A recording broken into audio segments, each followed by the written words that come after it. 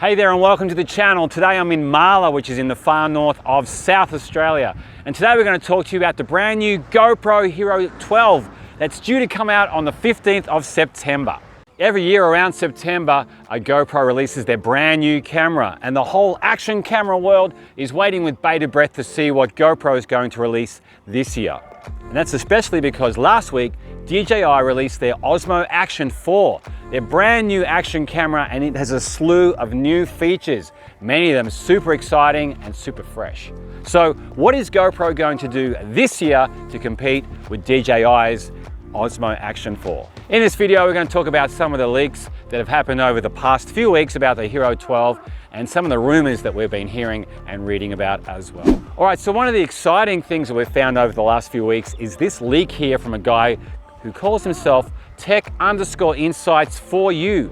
Now, if we look very closely at the images, we can see how it shows the GoPro having a much larger rear screen view. So it looks like almost all the real estate has been used on the back of the camera with only a very small bezel around the edge. If this is going to be true, this is actually a great feature because it means it's going to be easier to kind of see exactly what you're going to be filming. Another thing to have a look at here is on the bottom of the screen, you can see how it actually has Ultra Slo Mo, and it has 4K at 240 frames per second. On the current GoPro Hero 11, the highest you can go for 4K is 120. Also on the side of the camera there, on the shot, on that second photograph, we can see how it says it has 1-inch sensor.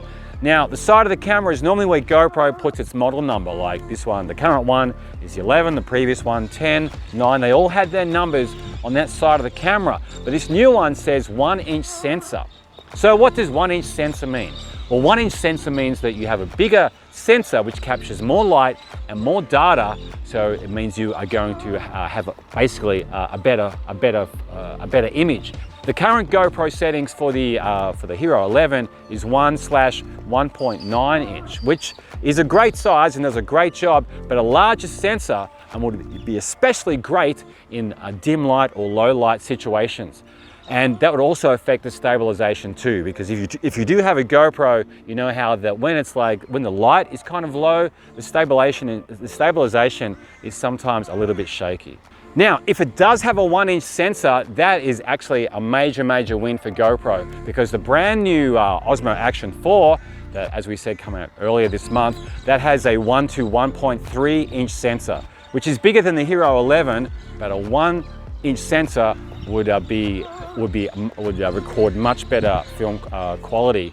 All right, another leak that's appeared recently is from a person on Twitter called Mukul Sharma, and they've actually revealed some other documents that sort of shows how GoPro is in the process of registering this camera, and they've also apparently seen some other documents which also seem to attest or seem to support the previous leakers' details of having a larger screen on the rear of the camera. And this just kind of makes it easier for usability, and that's one thing that many people are very excited about. Making the camera easy to use means that almost anyone could use a GoPro and look like an accomplished filmmaker, which is what we all want to achieve.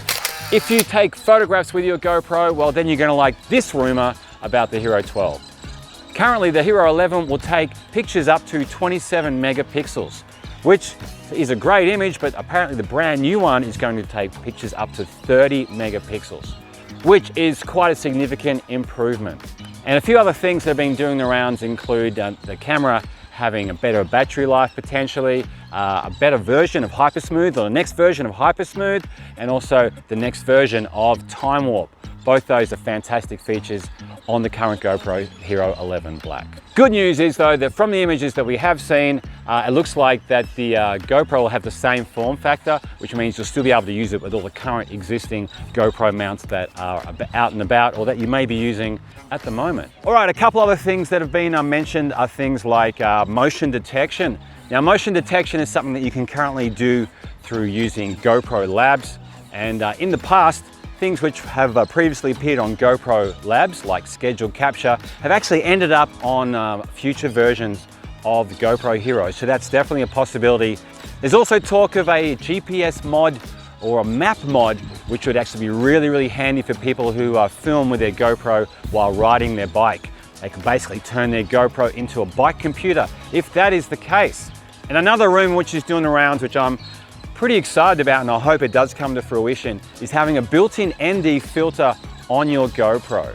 So if you've ever tried to film with your GoPro, at the middle of the day, you notice how the light is often quite bright and quite harsh. And by having a built-in ND filter, that could be a really, really great option to have to kind of reduce those issues when you're filming with your GoPro Hero. All right, so how about you? Have you heard anything about the new GoPro Hero 12? If so, let me know in the comment section down below. I'd love to hear from you. In the meantime, the rest of us will have to wait until September 15 to see what GoPro really has in store for the Hero 12.